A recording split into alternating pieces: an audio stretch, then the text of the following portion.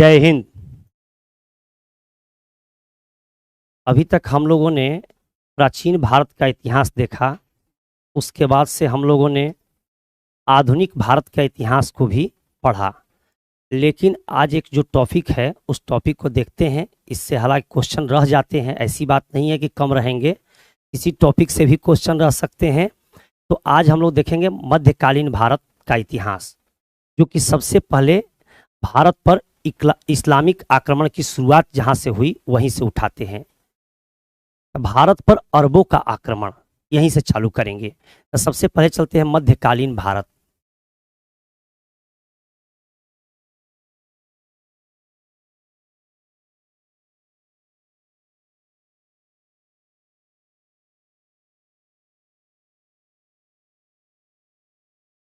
Approx इसे 700 से बोला जाता है, या 712 कहिए।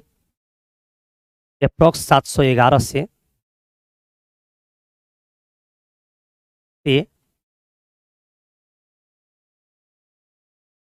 यहां तक, जहां तक पढ़ना है 1707 औरंगजेब की मृत्यु तक एक काल माना जाता है। तो अब सीधे चलते हैं मध्यकालीन भारत पर। भारत पर अरबों का आक्रमण, जिस टॉपिक को देखेंगे उस टॉपिक का नाम है भारत पर अरबों का आक्रमण।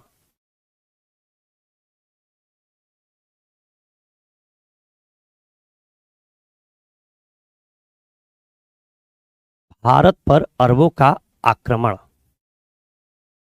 यदि भारत पर अरबों की आक्रमण की बात की जाए तो सबसे पहले इस बात को जान लीजिए कि भारत पर अरबों के आक्रमण का यदि स्रोत की बात करते हैं कि इसकी जानकारी कहाँ से मिलती है, एक ग्रंथ है जिस ग्रंथ को फारसी ग्रंथ कहते हैं, चचनामा। चचनामा, चचनामा क्या है? एक फारसी ग्रंथ है। क्या है जी? फारसी ग्रंथ है। यहीं से चचनामा एक फारसी ग्रंथ है, यहीं से भारत पर अरबों के आक्रमण की जानकारी मिलती है। भारत पर अरबों की आक्रमण की जानकारी मिलती है, ठीक है ना। उसके बाद से बात करते हैं तो भारत में सबसे पहले अरबों के नेतृत्व में ही विदेशी आक्रमण हुए। एक क्वेश्चन यदि पूछा जाए कि भारत में सबसे पहले किसके नेतृत्व में विदेशी आक्रमण हुए, तो अरबों के नेतृत्व में। भारत में सबसे पहले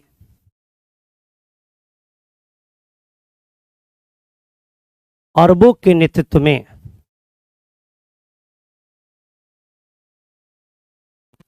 अरबों के नेतृत्व में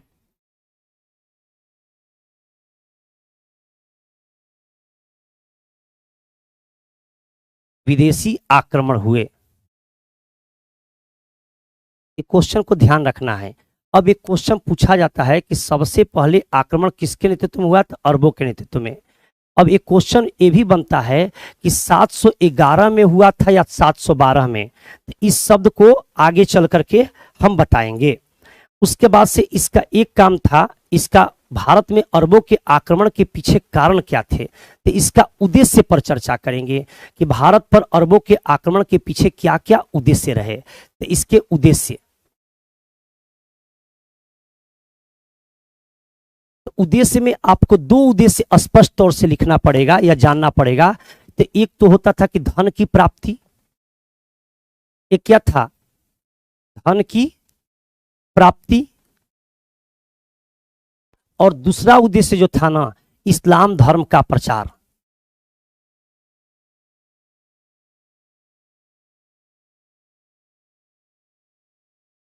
अब आप बोलिएगा कि आसानी से वे लोग की सेना कैसे बन जाती थी, तो उन लोग की सेना बनने के पीछे कारण थे कि वो पूरा के पूरा, आज वहां पर पेट्रोल मिलने लगा लेकिन पूरा के पूरा बालू वाला इलाका था, तो वहां पर लोग भूखे मरते थे।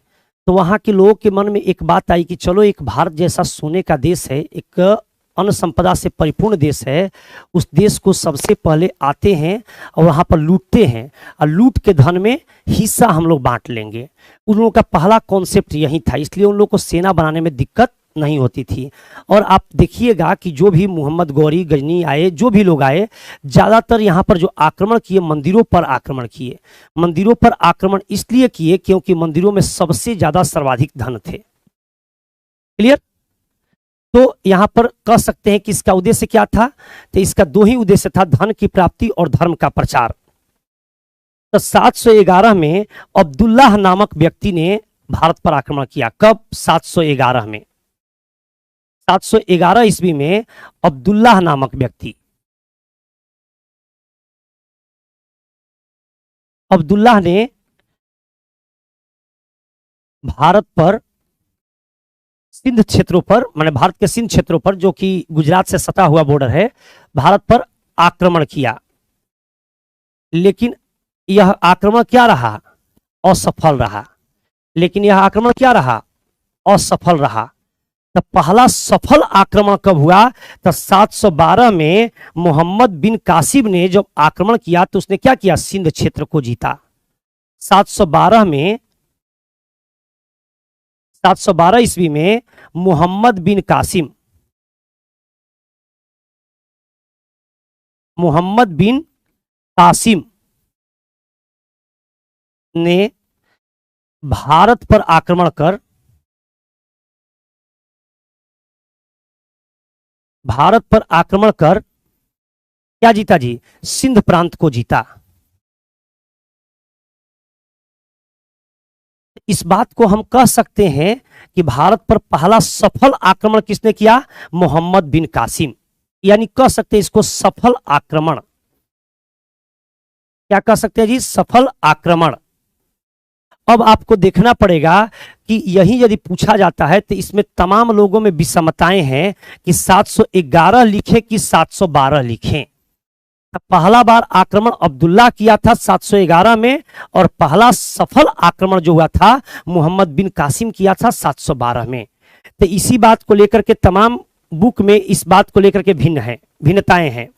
तो कुल मिला के कह सकते हैं कि मोहम्मद बिन कासिम ईरान के जो गवर्नर थे, ईरान के गवर्नर, उन्हीं से परमिशन लेकर के भारत पर आक्रमण किया।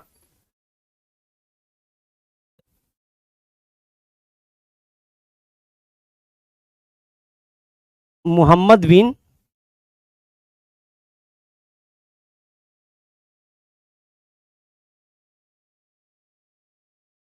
कासिम ईरान के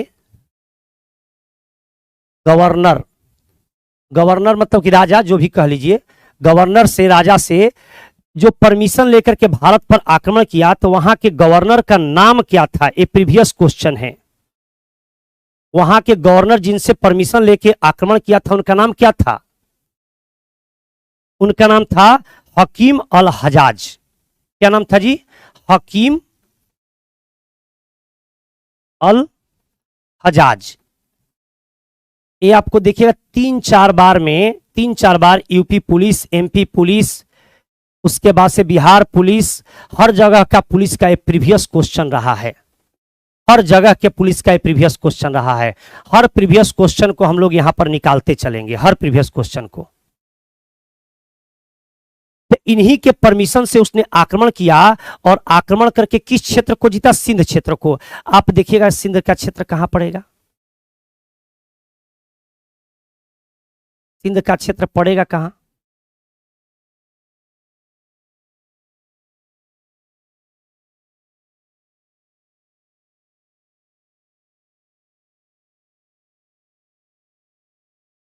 यहीं पर, यहीं वाला इलाका जो होगा गुजरात का ना, यहीं आपको सिंध का इलाका पड़ेगा। इसी क्षेत्र में ना वो सबसे पहले आक्रमण किया था। एक बात क्लियर हो गया कि इधर से हम लोग के पास क्या था? समुद्र था। ध्यान दीजिएगा, इधर से क्या था? समुद्र था। इधर क्या था? हिमालय था। तो यानी अरबों के लिए रास्ता भी खुल गया, अरबों के लिए रास्ता भी खुल गया कि कहां से वे आक्रमण कर सकते हैं। तो इसी सिंध क्षेत्रों से ही कोई विदेशी भारत में घुस सकता है, यानी यही आने वाला रास्ता भी है। ऐसे भी आप लोग ज्योग्राफी में पढ़े होंगे, तो हिंदू कुश माउंट में 4 ही दर्रा आने को रास्ता देता है, खैबर, बोलन, टोची और मकरान। तो जितने विदेशी आए ज्यादा से ज्यादा वह खैबर दर्रे से आए। हाँ बिल्कुल, MCQ भी हो जाएगा, और MCQ ही नहीं, आपको जैसे ही होगा ना आपको इसका टेस्ट भी लिया जाएगा, भरपूर टेस्ट लिया जाएगा। उसके लिए आप चिंता ना करें, बिल्कुल। और PDF भी दिया जाएगा, हो जाएगा, PDF पर काम चल रहा है, मिल जाएगा। कोई दिक्कत? तो यहां पर मैंने बताया कि सबसे पहले किस क्षेत्र पर आक्रमण किया, तो सबसे पहले सिंध क्षेत्र पर आक्रमण किया। तो कुल मिलाकर के एक बात होता है कि पहली बार भारत में इस्लाम का प्रवेश किस आक्रमण के द्वारा खुला, ये प्रीवियस क्वेश्चन है, तो कह सकते हैं अरब आक्रमण के बाद खुला।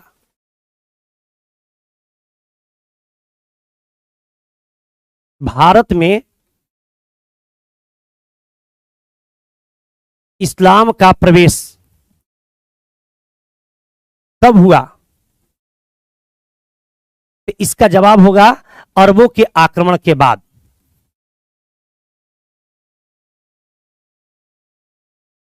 अरबों के आक्रमण के बाद।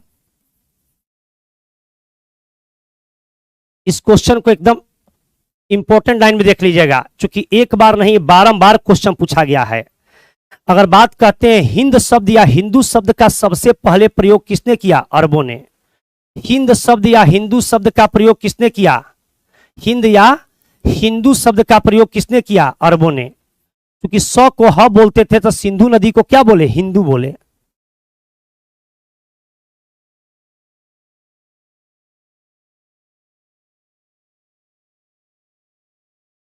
हिंदू शब्द का प्रयोग किसने किया, अरबों ने।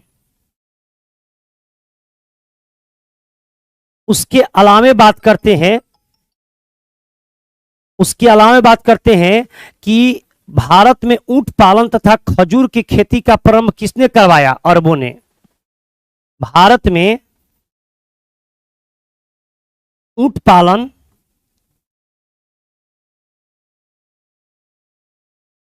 तथा खजूर की खेती का प्रारंभ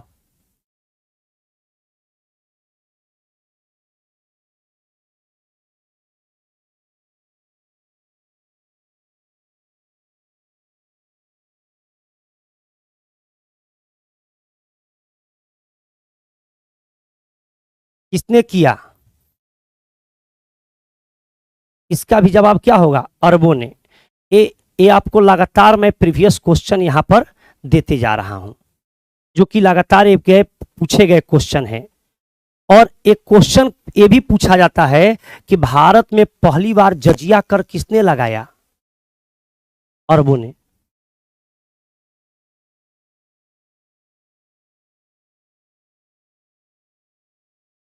जजिया कर एक धार्मिक कर था, और शासक का नाम पूछ दे तो किसने लगाया, शासक किसने लगाया, अगर शासक का नाम पूछ दे तो किसने लगाया। भारत में पहली बार जजिया कर मोहम्मद बिन कासिम ने लगाया। किसने लगाया जी, मोहम्मद बिन कासिम ने लगाया। भारत में जजिया कर की शुरुआत किसने की, मोहम्मद बिन कासिम ने किया। और अरबों ने एक सिक्का चलाया, उस सिक्का का नाम क्या रहा, दिरहम। अरबों के द्वारा चलाए गए सिक्के का नाम क्या रहा, दिरहम।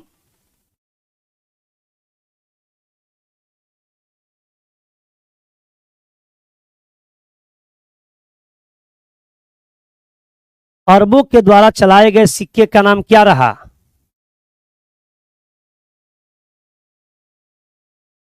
अरबों ने कौन सा सिक्का चलाया,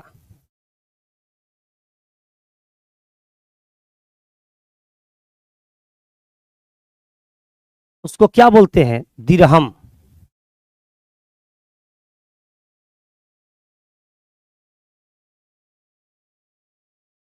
अब जैसे कि यहां पर बात कर लेते हैं भारत में अरबों का आक्रमण, लेकिन इससे ज्यादा यहां पर अब क्या बात करनी है, सबसे पहले आते हैं भारत में, या शुरू से करते हैं तो इस्लाम धर्म का उदय। तो यहां पर अगला टॉपिक देते हैं, इस्लाम धर्म का उदय।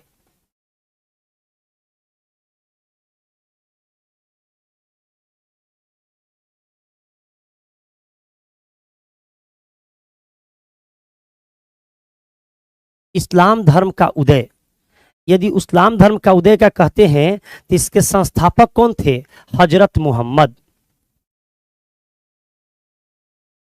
संस्थापक कौन थे, हजरत मोहम्मद।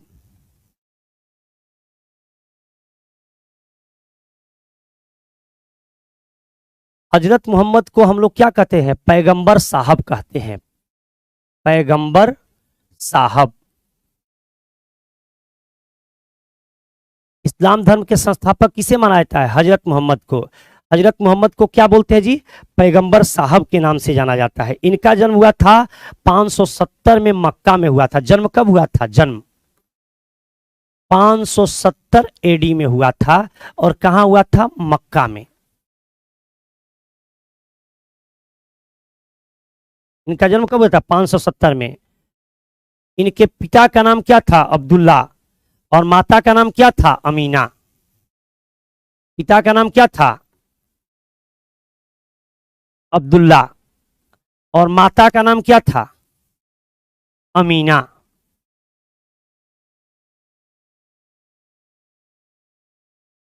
उसके आगे बात करते हैं तो कुल मिलाकर के इन्हें खदीजा नामक विधवा महिला से इनका विवाह होता है। इनका विवाह किससे हुआ? तो एक खदीजा नामक विधवा महिला से इनका विवाह होता है। जैसे कि एक कहानी है, अब कहानी को तो बहुत सारा है। जैसे कि इनके पिता नहीं थे, तो चाचा के यहाँ रहते थे। तो इनके यहाँ जो चाचा का इनका व्यापार था, उस व्यापार को देखते थे। इनके चाचा बहुत मानते थे, लेकिन चाची नहीं मानती थी। तो उसी व्यापार के क्रम में एक खदीजा नामक विधवा से मिले, जिनका उम्र इनके उम्र से लगभग 1.5 अधिक थे। तो उसी महिला से इन्होंने विवाह किया। तो इनका पहला जो विवाह किए थे, किससे किए थे विवाह? या इनकी पत्नी का नाम किससे हुआ था? खदीजा से। खदीजा, एक खदीजा नामक महिला थी, उसी से विवाह किए थे। उसके बाद में एक ऐसी बात कहते हैं कि 610 ईस्वी में इन्हें मक्का में एक हीरा नामक गुफा के पास ज्ञान की प्राप्ति हुई। तो पैगंबर मोहम्मद को ज्ञान की प्राप्ति कहाँ हुई? ज्ञान की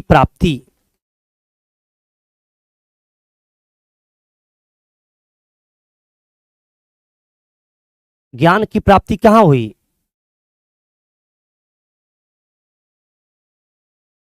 हीरा नामक गुफा में। कब हुआ? 610 में। कब हुआ जी? 610 में। हीरा नामक गुफा कहाँ है? मक्का में। इन्हें ज्ञान की प्राप्ति कब हुई? मक्का में 610 में हीरा नामक गुफा में इन्हें ज्ञान की प्राप्ति हुई। जब ये मक्का से मदीना की यात्रा किए 24 सितंबर 622 को, तो उसी दिन से क्या हुआ? हिजरी संवत की शुरुआत। तो कह सकते हैं कि हजरत मोहम्मद ने हिजरी संवत की शुरुआत कब की? हजरत मोहम्मद ने हिजरी संवत की शुरुआत संवत की हिजरी संवत की शुरुआत कब हुई? तो 24 सितंबर 622 को। कब हुई जी?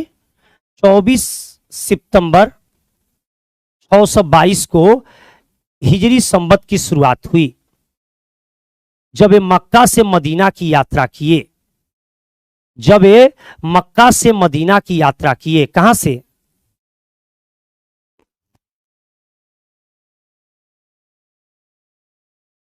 जब ये मक्का से मदीना की यात्रा किए, उस समय क्या हुआ? हिजरी संवत की शुरुआत हुई।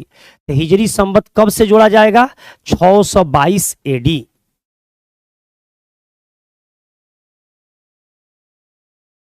तो कुल मिला के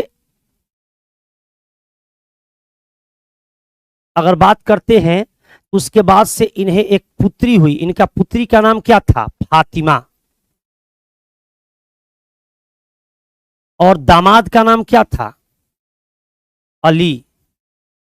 पुत्री का नाम क्या था? फातिमा। और इनके दामाद का नाम क्या था? अली। तो कुल मिलाकर के हजरत मोहम्मद की मृत्यु कब हुई थी? तो 632 में मदीना में इनको दफनाया गया था। इनकी मृत्यु कब हुई? 632 एडी में। इनको कहां दफनाया गया? मदीना में दफनाया गया।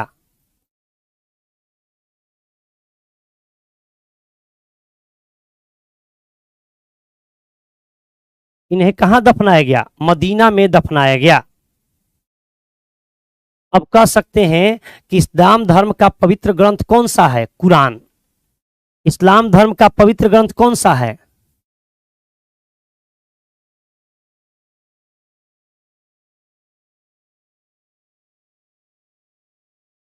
पवित्र ग्रंथ कौन सा है? कुरान।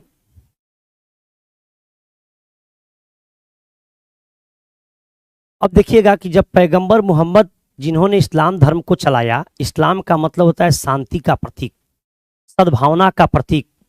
इस्लाम एक पवित्र विचारधारा से चलाया गया धर्म था। लेकिन इनके जो उत्तराधिकारी हुए, जो पैगंबर मोहम्मद के उत्तराधिकारी हुए, उन्हें क्या कहा गया? खलीफा कहा गया।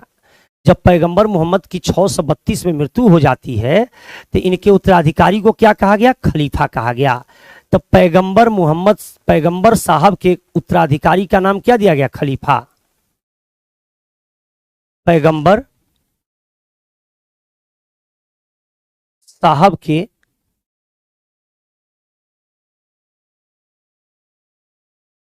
उत्तराधिकारी को क्या बोला गया? खलीफा। पैगंबर साहब के उत्तराधिकारी को क्या कहा गया जी? तो खलीफा कहा गया। तो आप देखिएगा कि तुर्की के जो राष्ट्रपति थे मुस्तफा कमाल पाशा, जिन्होंने खलीफा के पद को समाप्त कर दिया था 1924 में। खलीफा के पद को कब समाप्त किया था? 1924 में।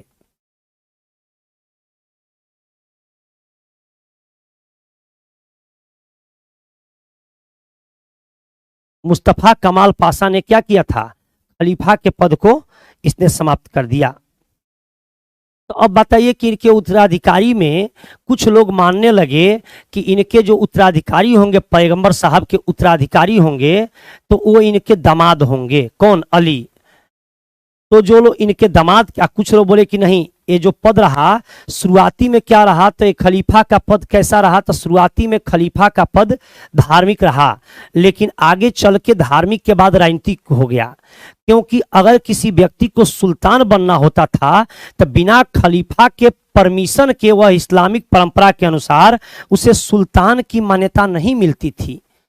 बिना खलीफा के परमिशन के उसे इस्लामिक मान्यता के अनुसार सुल्तान की परमिशन नहीं मिलती थी।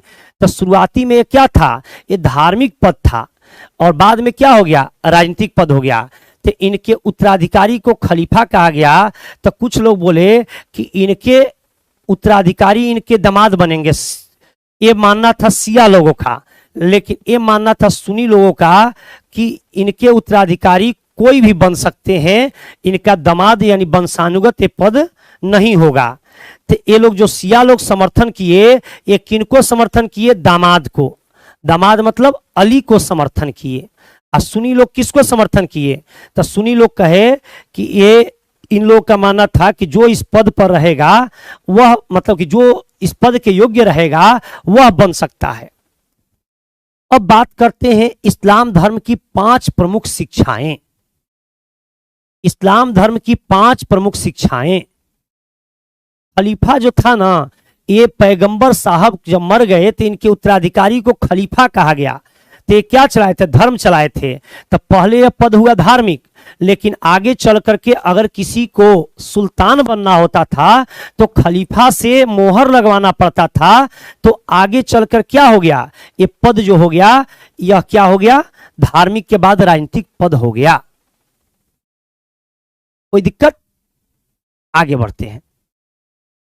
इस्लाम धर्म की यदि शिक्षाओं की बात करते हैं तो इस्लाम धर्म की 5 शिक्षाएं थी। कितनी शिक्षाएं? इस्लाम धर्म की 5 शिक्षाएं थी।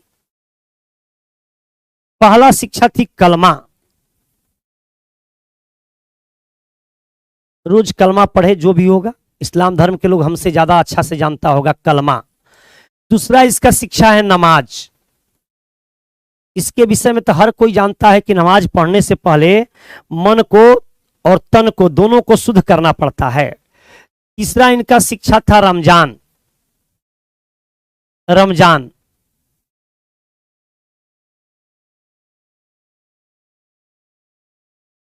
चौथा शिक्षा बोलते हैं जकात,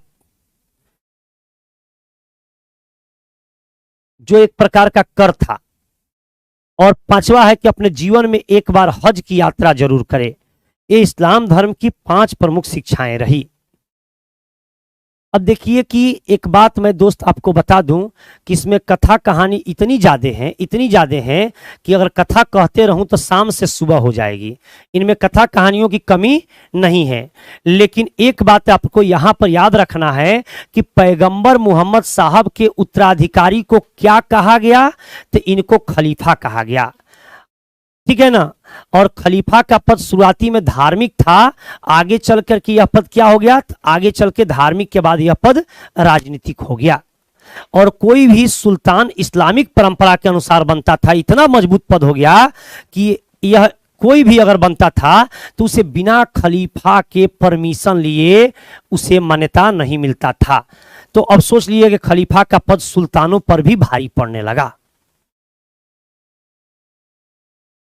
कोई दिक्कत? तो यहां से बस केवल इतना ही क्वेश्चन आपको पूछा जाएगा या पूछा जा सकता है। इसके अलावा जो है वो कथा कहानी है, फैक्ट इतना ही है। सिया और सुनी क्लियर कर दिए, इनके दामाद क्या क्लियर कर दिए, इनका रिलेशन क्लियर कर दिए। एक बच्चा अभी ऊपर पूछा कि उनकी कितनी शादियां हुई थी, ये शादियों का वर्णन नहीं पूछेगा और ये जरूर पूछेगा कि उनकी पहली शादी किससे हुई थी, तो खदीजा से हुई थी, ठीक है ना। और एक भी धर्म का मतलब होता है धारण करने योग्य चीज, और एक इंसान का मतलब होता है सही शब्दों को पूछना। आगे बढ़ते हैं तो अगला बात करते हैं भारत पर तुर्कों का आक्रमण। पहले मैंने बताया कि सबसे पहले किसका आक्रमण होगा, अरबों का। अब किसका होगा, तुर्कों का। तो इसमें दो चीज पढ़ाएंगे, महमूद गजनवी और मोहम्मद गौरी। उसके बाद से हम लोग आगे बढ़ जाएंगे, इस चीज को देखा जाएगा।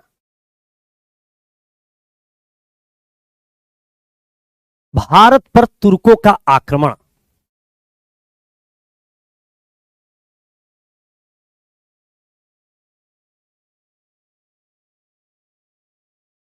भारत पर तुर्कों का आक्रमण, यहां से एक आध क्वेश्चन बिल्कुल रहे हैं। तो कह सकते हैं सबसे पहले गजनवी वंश या यामिनी वंश, गजनवी साम्राज्य या यामिनी वंश, ये कहीं नाम है।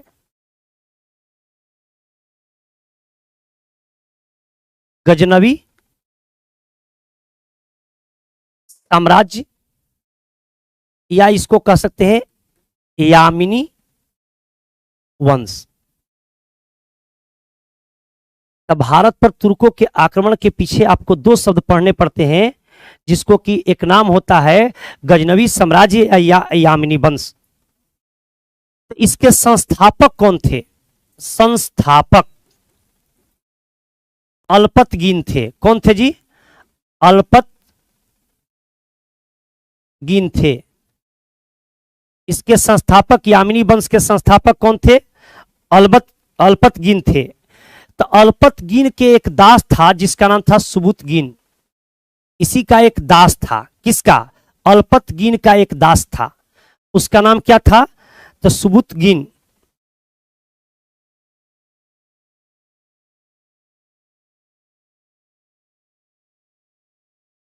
क्या नाम है जी, सुबुतगीन।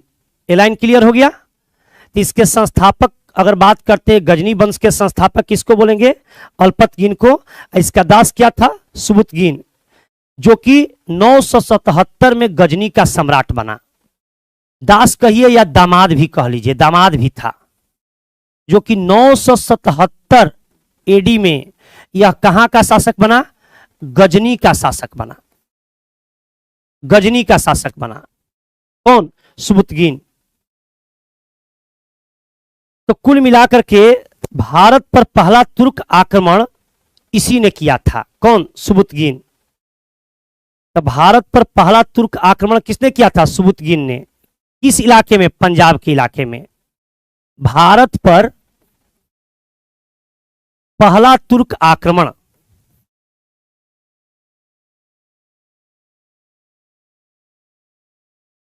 कौन किया था जी, सुबुतगीन।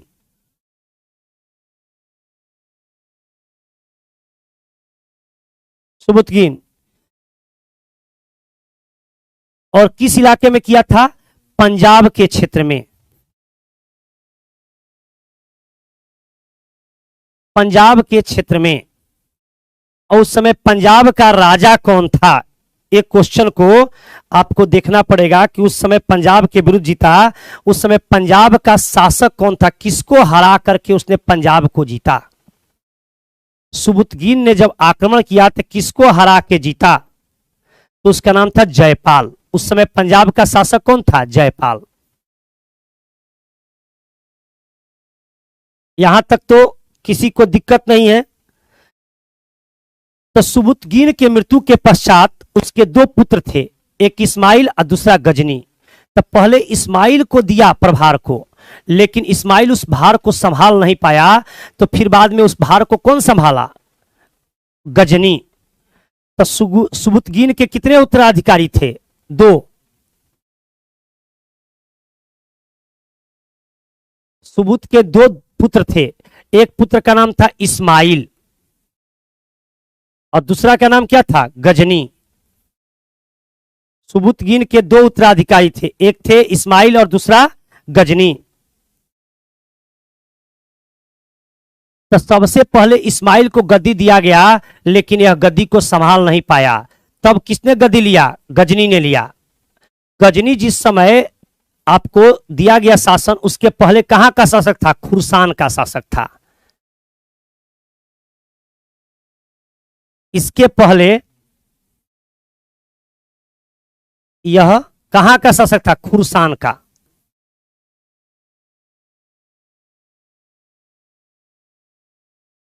इसके पहले यह जो शासक था वह कहां का था जी? खुरसान का शासक था।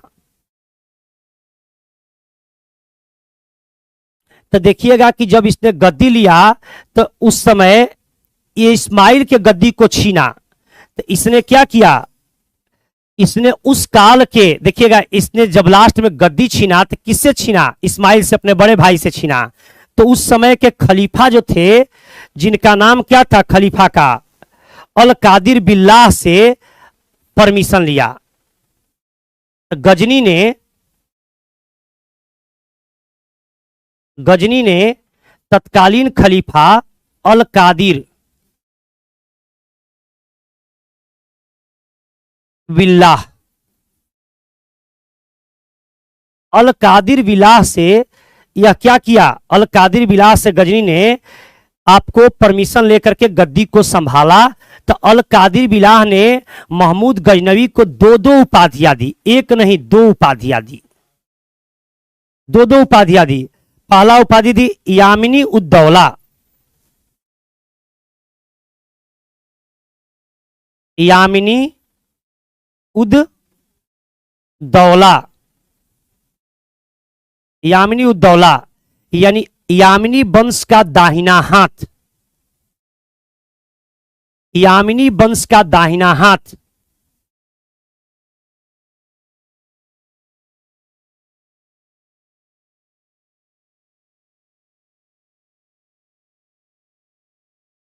दाहिना हाथ।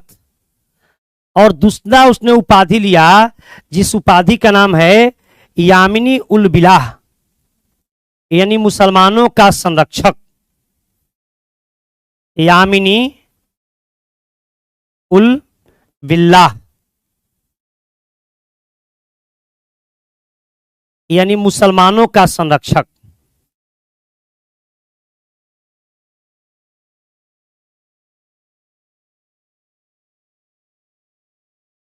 मुसलमानों का संरक्षक। इसने दो दो उपाधियां ली।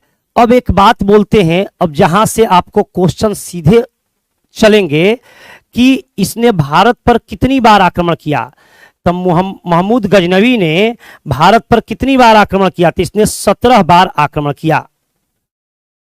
सर हेनरी इलियट के द्वारा, सर हेनरी इलियट के अनुसार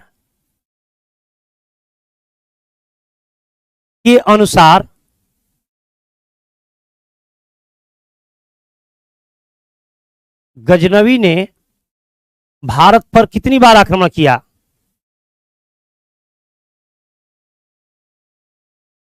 कितनी बार आक्रमण किया जी? 17 बार आक्रमण किए।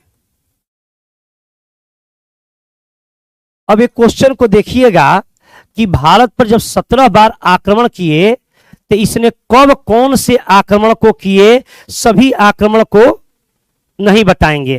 तो इनका मात्र एक ही उद्देश्य था, धन लूटना और मध्य एशिया को मजबूत करना। इसका उद्देश्य क्या था? भारत से धन लूट के ले जाना और मध्य एशिया को मजबूत करना। उद्देश्य क्या था?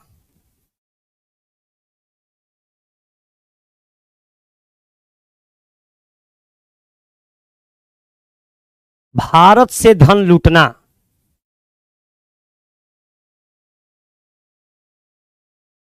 एवं मध्य एशिया को मजबूत करना। कहां लेके जाना? अपना गजनी प्रदेश लेके जाना।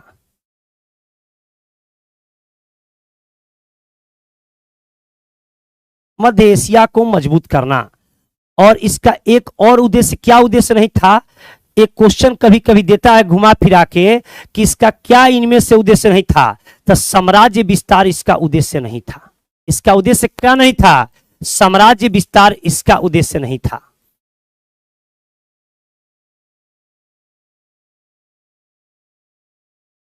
साम्राज्य विस्तार उद्देश्य था या नहीं था? नहीं था। साम्राज्य विस्तार उद्देश्य नहीं था। इसका क्या उद्देश्य नहीं था? तो इसका साम्राज्य विस्तार उद्देश्य नहीं था। इसने 1000 से लेकर 1027 तक 17 बार आक्रमण किए। 1000 से लेकर 1027 बार 1027 तक ये 17 बार आक्रमण किए। प्रमुख आक्रमण,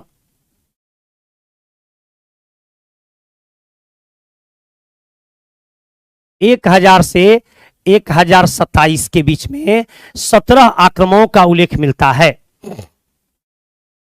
तो अगर बात करते हैं, सबसे पहला आक्रमण किए थे 1000 एडी में पंजाब के हिंदू शाही राजा। पहला आक्रमण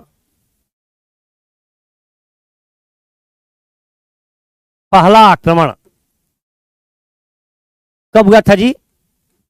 1000 एडी में। कब किए थे? 1000 एडी में हुआ था।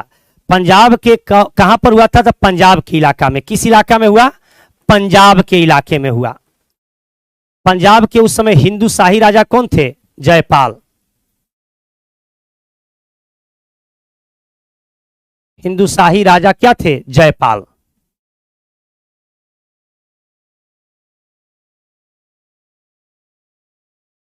पंजाब के हिंदू शाही राजा जयपाल के विरोध में। कोई दिक्कत? उसके बाद बात करते हैं तो सीमा क्षेत्र पर संघर्ष हुआ और दूसरी बार जब यह आक्रमण किया 1002 में, तो जयपाल क्या किया? दोनों बार हार गया तो दूसरी बार क्या किया? आत्महत्या कर लिया। दूसरी बार या दूसरा आक्रमण,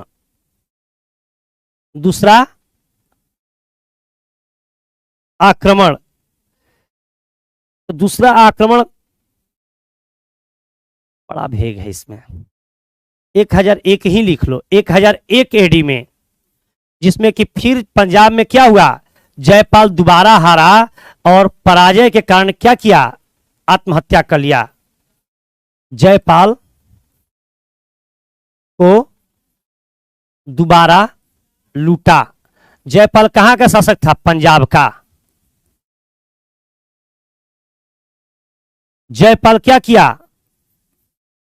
जयपाल दोबारा जब हारा तो ये क्या हुआ? अपने आप को दुख बर्दाश्त नहीं कर सका तो जयपाल ने क्या किया? पंजाब के राजा ने आत्महत्या कर लिया। जयपाल ने आत्महत्या कर लिया।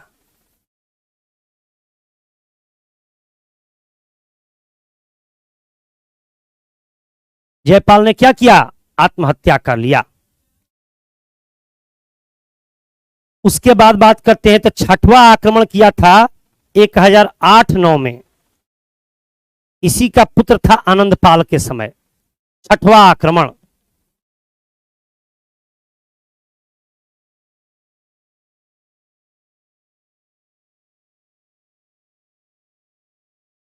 छठा आक्रमण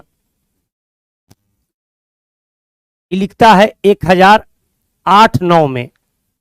इसी तरह से उस समय कौन था पंजाब का शासक जी? आनंदपाल। उस समय पंजाब इसी का पुत्र था। उस समय पंजाब का शासक जो था आनंदपाल ही था। ठीक है, आनंदपाल था उस समय। पंजाब का शासक कौन था? आनंदपाल। जब इस समय भी आनंदपाल से टक्कर हुआ, लेकिन फिर क्या हुआ, ये जो थे ना महमूद गजनवी, ये लोग आते थे और यहाँ पर अस्थाई रहते नहीं थे, लूट करके यहाँ पर बोले नहीं कि साम्राज्य विस्तार या राज करना इनका उद्देश्य नहीं था। इनका उद्देश्य एक ही था कि यहाँ से लूट करके धन ले जाना। तो बड़ी मात्रा में सोना चांदी लूट कर ले गया। उसके बाद से 1018-19 में मथुरा और कन्नौज पर आक्रमण किया और वहां से मंदिरों से अपार धन लूटा। 1018-19 में, यानी मोटा मोटी 12वां आक्रमण।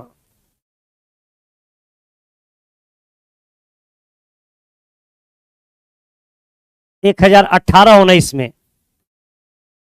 ये आपको मथुरा पर आक्रमण किया। मथुरा तो आप जानते ही हैं कि मंदिरों की नगरी है और मंदिरों में बहुत ज्यादा धन था, तो इसने क्या किया, मथुरा पर आक्रमण किया, कन्नौज पर आक्रमण किया। कहां पर? मथुरा पर और कन्नौज पर। तो उस समय मथुरा और कन्नौज के शासन कौन किसके हाथ में था? प्रतिहार वंश के शासन में था। तो वहां से भी वह क्या किया, बहुत मात्रा में धन संपदा सोना चांदी को ऊंट घोड़े पर लाद करके लेकर चला गया। ठीक है ना। तो यहां पर भी अच्छा खासा धन को लूट के ले गया। 16वां आक्रमण इसका बहुत प्रसिद्ध है, जो 1025 में हुआ था, सोमनाथ मंदिर पर आक्रमण। याद रखिएगा, 16वां आक्रमण।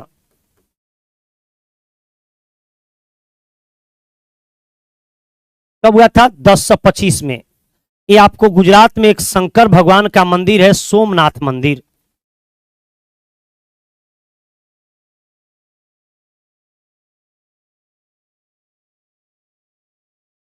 ये कब हुआ था? 1025 में सोमनाथ मंदिर पर आक्रमण हुआ था। यहां से इतना लूटा गया कि 20 लाख दिनार और सोने चांदी बहुत सारा लेके लूटा। तो इसमें से इससे पहले कभी इतनी भारत से उसको संपत्ति नहीं मिली थी। 20 लाख दिनार और उसके बाद से भरमार में सोने चांदी के भंडार लूटा। उस समय वहां के शासक जो थे ना, वो कौन थे? भीम द्वितीय थे। कौन थे जी? भीम द्वितीय। उस समय वहां के शासक कौन थे? भीम द्वितीय थे। इसके पहले कभी वह इतना नहीं लूटा था। तो जो भीम द्वितीय थे या भीमदेव वहां के शासक थे, भीमदेव क्वेश्चन प्रीवियस में रहा है, भीमदेव याद रखिएगा। भीम द्वितीय भी लिखता है या भीमदेव क्वेश्चन में डाला है। उसके पहले कभी भी उतना संपत्ति उसको नहीं मिला था। तो जब यहां से तुरंत आता था लोग, गर्मी के मौसम में लड़ते लड़ते हुए लूटपाट करके, अब बरसात मानसून की शुरुआत होने से पहले इन लोग का टारगेट था लौट जाना। जैसे ही लौट रहे थे तब पंजाब क्षेत्रों में जाटों के साथ भिड़ंत हो गया और जाटों ने इनकी क्या की, बहुत ज्यादा संख्या में कुछ सोने चांदी धन को मैंने रुकवा लिया, रखवा लिया। तो लौटते वक्त इनको किससे संघर्ष हुआ? लौटते वक्त जाटों के साथ संघर्ष हुआ।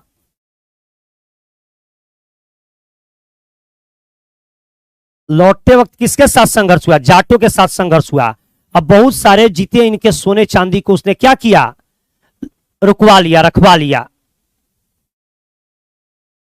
ठीक है ना, बहुत सारा लौटते वक्त रखवा लिया। तो उसके बाद से क्या हुआ कि 1027 में अंतिम जो आक्रमण किया, 17वां आक्रमण, वो जाटों के विरुद्ध किया। 1027 में ये कहा कि ठीक है, अबरी बार तो सोना चांदी तुम रखवा लिया, लेकिन 1027 में आया तो पूरी तैयारी के साथ है 17वां आक्रमण।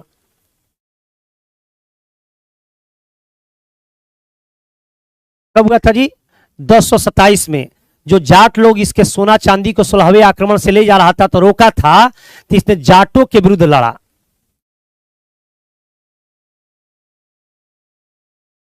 और कुछ सोने चांदी को यहां से क्या किया, वह लेकर के लूटपाट के चला गया।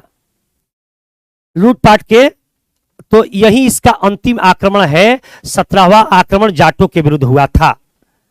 जब यहां से गया तो पता चला कि इतना सोना रख लिया था, इतना सोना रख लिया था कि वो सोना के रूम में, जिस रूम में सोना रखा था उसी रूम में सोने बैठने लगा और सोना के चमकते हुए सोना को देख करके पागल हो गया। सोना को देख देख के पागल हो गया। वो खुशी उससे बर्दाश्त नहीं हुई और फिर क्या हुआ जी, 1030 में इसकी मृत्यु हो गई। इसकी मृत्यु कब हुई, 1030 में इसकी मृत्यु हो गई। महमूद गजनवी की मृत्यु कब हुई, 1030 में।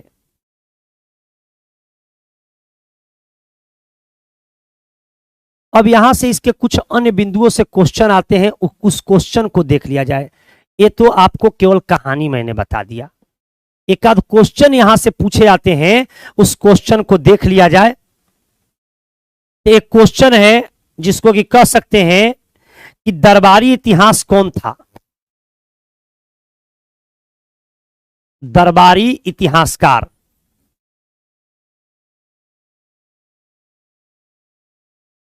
कौन था, उत्वी।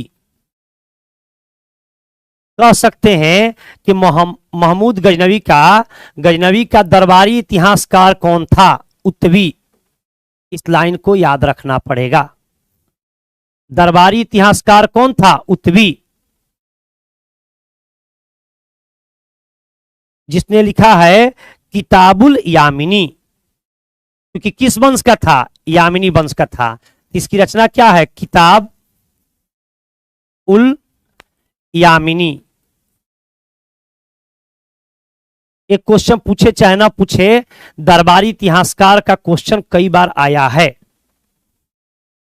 उसके बाद बात करते हैं कि कुल मिलाकर के 11वीं सदी में इसके साथ आने वाला एक इतिहासकार था जिसका नाम था अल बरूनी।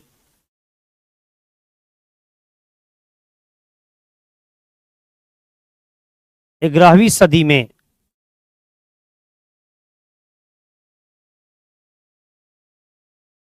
इसी के साथ भारत आने वाला इतिहासकार था अल बरूनी। तो अल बरूनी के विषय में कहा जाए कि अल बरूनी ने किताबुल हिंद की रचना की। क्या रचना किया जी, किताब उल हिंद की रचना की। 100 को ह पढ़ते थे, मैंने तो पहले ही बता दिया था। किताबुल हिंद की रचना की। यह किससे प्रेरित है, तो यह भारत के सामाजिक जीवन का इसमें व्याख्यान है। सामाजिक जीवन, सामाजिक, इसमें सामाजिक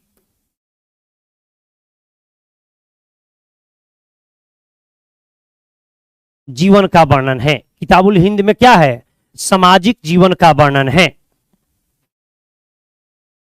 एक क्वेश्चन ए भी प्रीवियस है, देखिएगा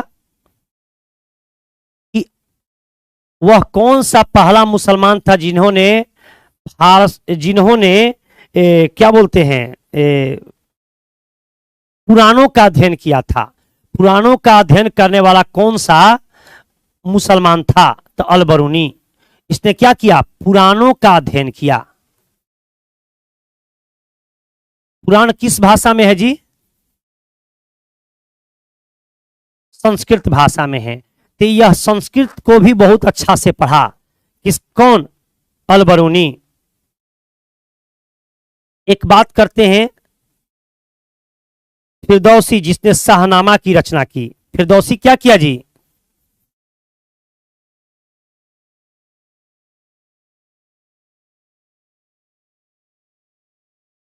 शाहनामा की रचना की। किस भाषा में है, फारसी भाषा में। किस भाषा में है, फारसी भाषा में।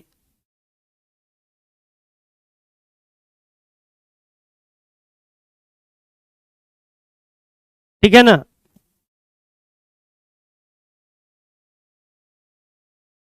तो चलिए यहां पर एक और टॉपिक जो हम लोग का बचा हुआ है, इसमें से मोहम्मद गजनी बता दिए, मोहम्मद गौरी बोल देंगे अगले क्लास में, और उसके बाद से दिल्ली सल्तनत को क्लियर कर लिया जाएगा। और आप लोग तनिक भी टेंशन न ले, बहुत ज़्यादा टेस्ट लेंगे, टेस्ट बहुत ज़्यादा लेंगे। थैंक यू आज के